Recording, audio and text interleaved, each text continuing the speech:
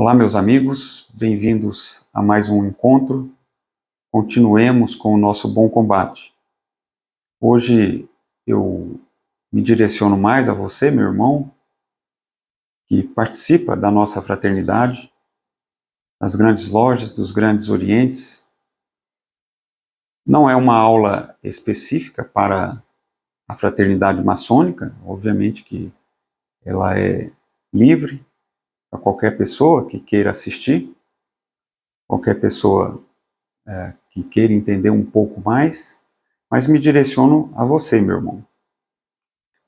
Recentemente, eu encontrei dentro de loja um irmão que fazia uma panfletagem acerca do comunismo e da maçonaria.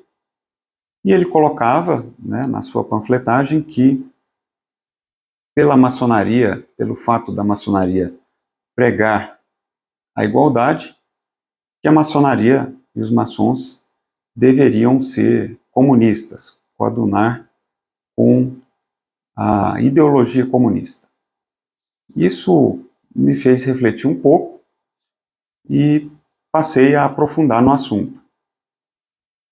Bom, como já vimos, a ideologia comunista, principalmente através do seu principal idealizador, Karl Marx, ela prega um Estado maior, né, o Estado sendo o dono da propriedade no socialismo, para depois estabelecer uma sociedade igual, né, isso passando pela luta de classe, pelo conflito social. Mas Marx não foi o idealizador, ele tirou isso de outros idealistas ou idealizadores, como Hegel, né, tirou algumas ideias, não Engels. Engels foi um parceiro seu em vida, Friedrich Engels, mas Hegel também, Friedrich George William Friedrich Hegel, ele foi um filósofo alemão, nascido em Stuttgart, que influenciou alguns pensamentos de Marx. Mas, finalmente, Marx ele pregava o conflito social do dono da propriedade contra o colaborador e vice-versa. Havia um conflito de classes, né, que deveria ser defendido, para depois uma estatização de toda a economia e, finalmente, uma sociedade sem classe em que não haveria mais a propriedade. Além de outras questões de cunho moral, né, que o comunismo, principalmente depois, através de Lenin, Stalin, Antônio Gramsci, né, que pregava a hegemonia cultural para chegar ao ideal comunista, e depois Chantal Mouffe e seu marido, né, Ernesto Laclau, que pregavam o conflito através de ideologias, principalmente de questões identitárias.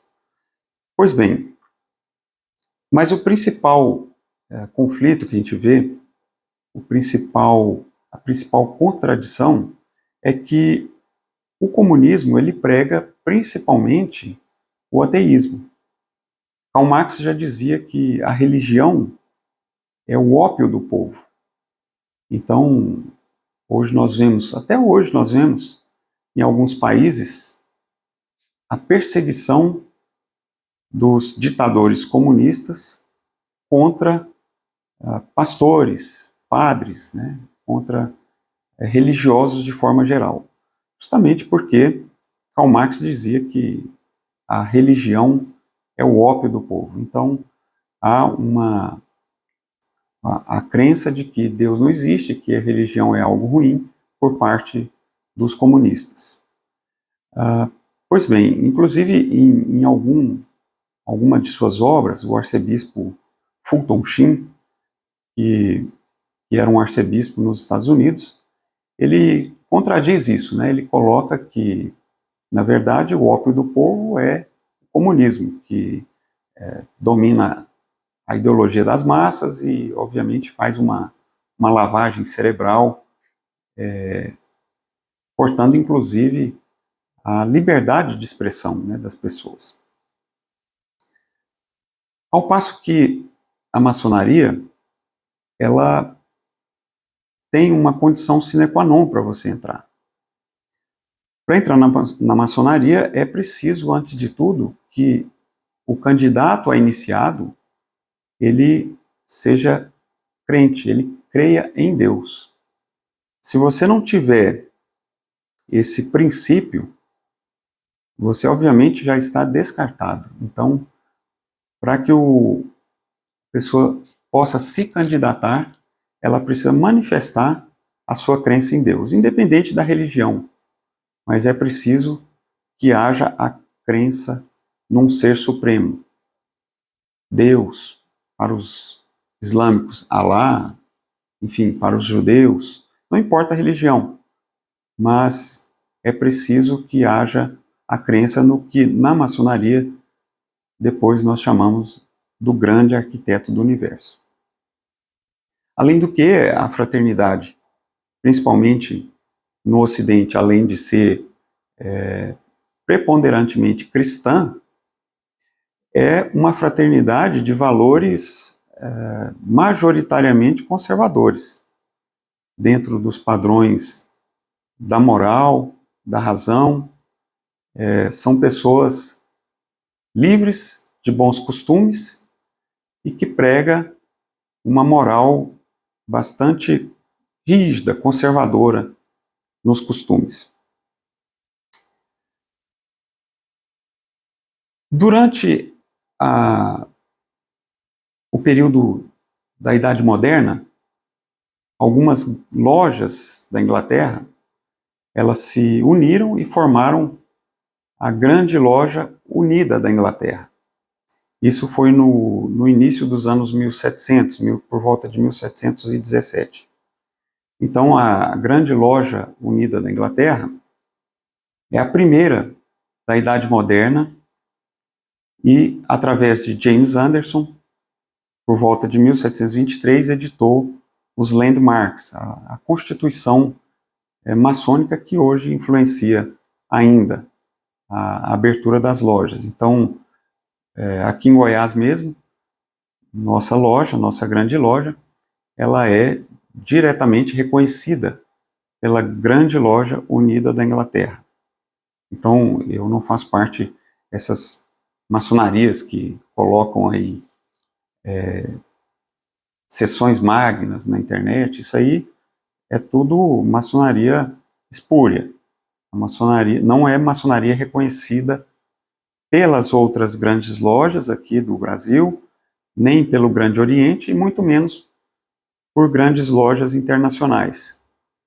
A Grande Loja Unida da Inglaterra é aquela que, digamos, seria a primeira, a pioneira na era moderna. E, logo em seguida, algumas grandes lojas na França influenciaram alguns ideais iluministas, como os ideais de liberdade, igualdade e fraternidade. E o irmão colocou que, por pregarmos a igualdade, nós deveríamos ser todos comunistas. Pois bem, vamos destrinchar isso. Em primeiro lugar,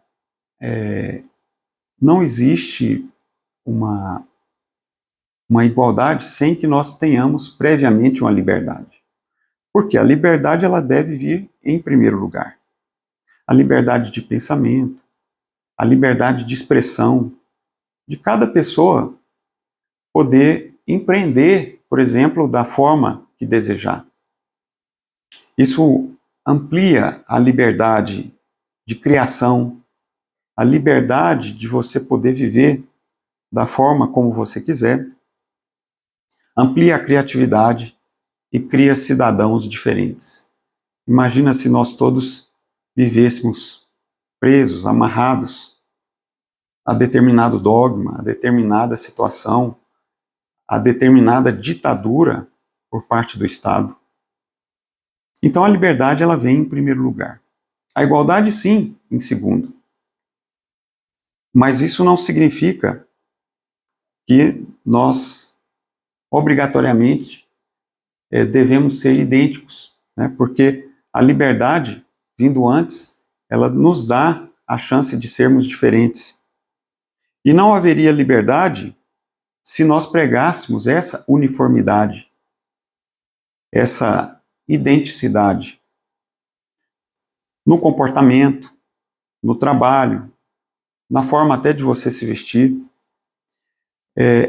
Essa identidade, essa uniformidade, ela não funciona nem em tribos mais primitivas, né? Você tem diferentes papéis para a sociedade. Então, não é possível que todos nós, cada um de nós, tenhamos que ser obrigatoriamente idênticos, né? A obrigatoriedade, por exemplo, de se vestir, de comportar igual, talvez ela funcione, seja importante num presídio, mas não onde as pessoas possam gozar de liberdade. E, finalmente,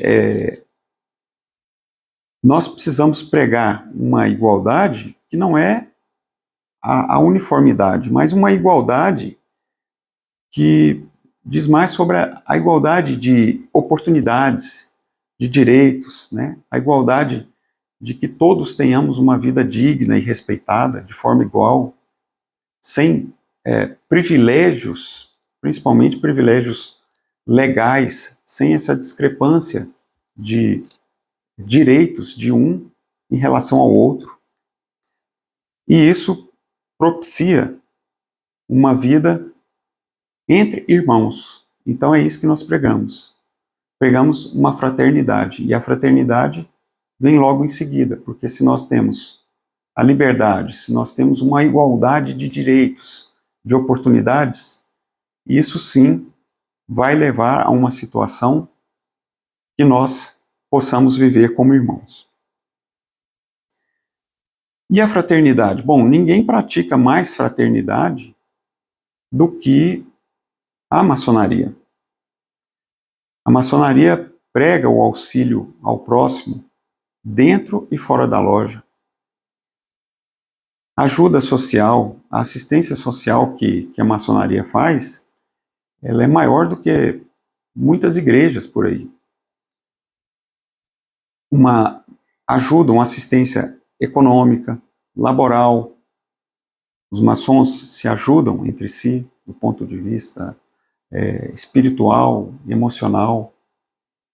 Ao passo que no comunismo, o comunismo ele prega a divisão de classe, o conflito social, a criação de conflitos pela identidade, conflitos identitários, sejam na questão do gênero, na questão sexual, na questão econômica. Então, o comunismo ele vive de pregar conflito, tensão social, justamente para se locupletar politicamente da cooptação daqueles segmentos da sociedade em que ele, teoricamente, defende os seus direitos. Então, ele vive do conflito social. Ele se robustece politicamente da tensão, e não de uma vida fraterna, em que a sociedade enxergue cada um como um irmão. E esse é um dos motivos também pelos quais o comunismo se contrasta com as religiões de forma geral. Finalmente, na maçonaria, nós temos valores virtuosos, valores de justiça, de perfeição, liberdade, bons costumes, que não coadunam com a perversão moral, com a corrupção, com a demagogia, com o cinismo, a hipocrisia, o abismo, né, que há entre o discurso e a prática. Essa hipocrisia que a gente vê por parte da esquerda, uma incoerência entre o discurso e a praxis, uma total falta de sintonia entre aquilo que pregam e o que praticam. E, finalmente, nós vemos na loja a pregação, a defesa de uma evolução moral, uma evolução espiritual e também material, através do trabalho, através da assistência mútua, progresso e desenvolvimento econômico, finalmente. Ao passo que, na esquerda, o que a gente vê é atraso e miséria, é falência. Hoje nós vemos aqui no Brasil falência de inúmeras empresas, fechamento de negócios, o dinheiro parando de circular. Essa é a verdadeira face da esquerda. O atraso, a pobreza, o aumento da desigualdade, até porque nós não temos o crescimento econômico, nós temos uma retração na economia, nós temos o encarecimento dos preços justamente por falta de oferta. Então, há uma discrepância, há um contraste entre a prosperidade que nós defendemos e o atraso e a cultura da mediocridade pregada pela esquerda, pelo comunismo. A cultura da mediocridade em que o cidadão não é capaz de ser independente, autônomo, emancipado. Que o Estado é que tem que tutelar, é que tem que dar tudo para aquele cidadão porque ele é um incapaz. Ele não tem condições por si de sobreviver, de conduzir a sua própria vida. Então, teoricamente, no comunismo, o Estado é quem deve dar de tudo para todos. Só que, na verdade, o Estado, por si, ele também não produz riqueza. O Estado, ele só tem os seus recursos em função dos impostos, das taxas, né, das contribuições feitas por aqueles que produzem, que trabalham e que acabam pagando com o seu dinheiro impostos ao Estado. Por fim, nós precisamos cuidar das nossas instituições, sejam elas dentro da maçonaria ou fora da maçonaria, para que não haja, como pregou Trotsky e Antônio Gramsci, o entrismo e a hegemonia cultural, a infiltração de elementos de esquerda dentro das nossas instituições para corromper os costumes e fazer a revolução socialista dentro das instituições. Influenciar negativamente para que essas instituições se subvertam e possam fazer o jogo, defender a ideologia comunista.